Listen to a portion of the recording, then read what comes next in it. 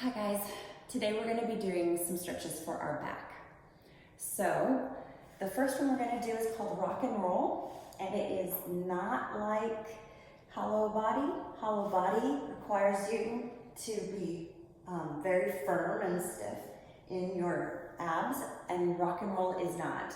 Rock and roll is going to have no regard to the front body because all we're concentrating on is literally massaging with our own body from our shoulders down to our butt, lower spine. So all we're gonna do is rock back and forth 5 times. I actually like to do it more, but for the sake of time, we're gonna do it 5 today. And if you wanna do it more at home, go for it. So it really is just rocking and rolling.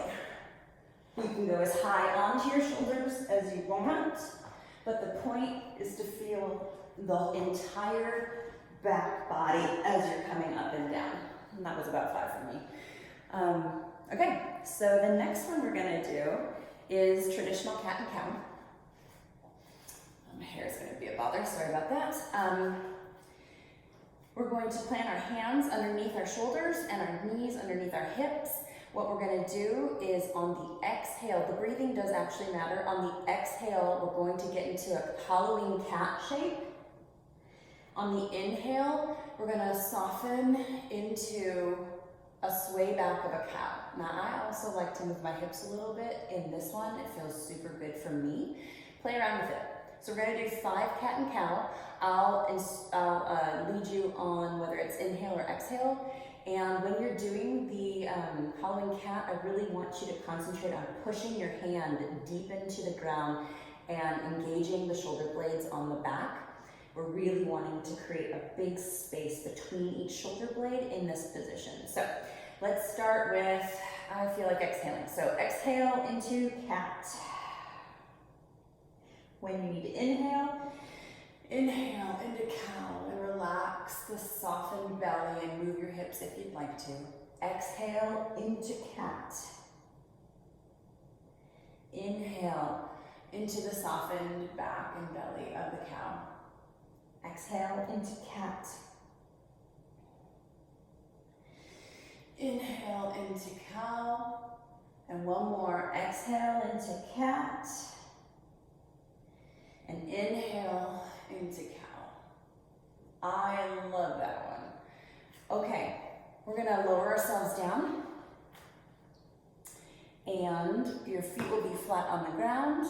Your elbow will be underneath your shoulder blade with your upper arm pressed against your ribs. And this is Sphinx already. This is all you need to do for Sphinx.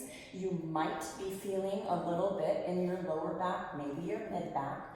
I don't feel much in this. I actually prefer what's called active Sphinx. And that is where you use your muscles to imagine moving your elbow to your ribs a little bit more, but nothing really moves. It's just an activation of muscles. So this can be quite nice, almost isometric, but it is doing a little bit for my lower back. And then if you want something a little bit more intense, you can ease your way into seal, which has extended arms. Your elbows are straight. My legs haven't moved a bit from Sphinx. And I'm feeling it. It is a deep back bend, and I'm feeling it mid-back. I'm not feeling any discomfort, but I've been doing this for a while. So if it's uncomfortable, come back down to Sphinx. You could also hover in a bent elbow somewhere between seal and Sphinx, but I'd ask for you to find a position where you're not straining anything like your biceps because it takes away from the focus in your back.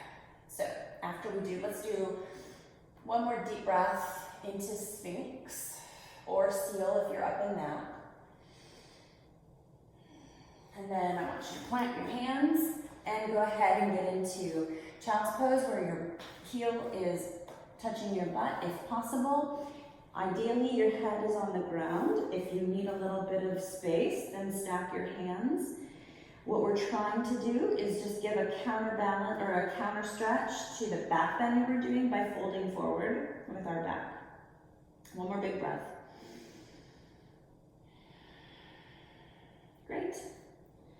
Okay, so now we're going to meet in a cross-legged position. And we're gonna do a twist. Twisting is so fantastic for the back, and I love it, and I love it in all the different forms, but I tried some different forms out on my husband who is not very flexible, and he was like, you probably shouldn't do some of these. So I'm picking a simple one for today. If we wanna get into more advanced twisting, I am all for that. But right now, we're just gonna raise our hands. Your right hand is gonna go behind your right butt cheek with your fingers facing away. Your left hand is gonna go to the outside of your right thigh. And when we inhale, we're going to think about lifting as if a string is pulling us up. As we exhale, we're gonna think about releasing, softening, and twisting. So we're gonna do 4 more breaths where we inhale and lengthen, and exhale and twist. Inhale and lengthen, exhale and twist. With every, go ahead and keep breathing, but with every inhale and exhale, you should be able to twist a little deeper, and you might need to move your hand. Let's do one more inhale and exhale.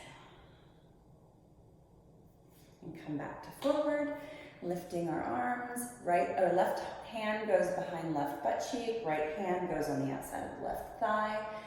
Again, we're lifting as we inhale, exhale, we're softening and twisting. Inhale, lengthen, exhale, twist. Inhale, lengthen, exhale, twist. One more. Inhale, lengthen, exhale, twist. And come back to center. And our final one is again one of my favorites. It's called Happy Baby.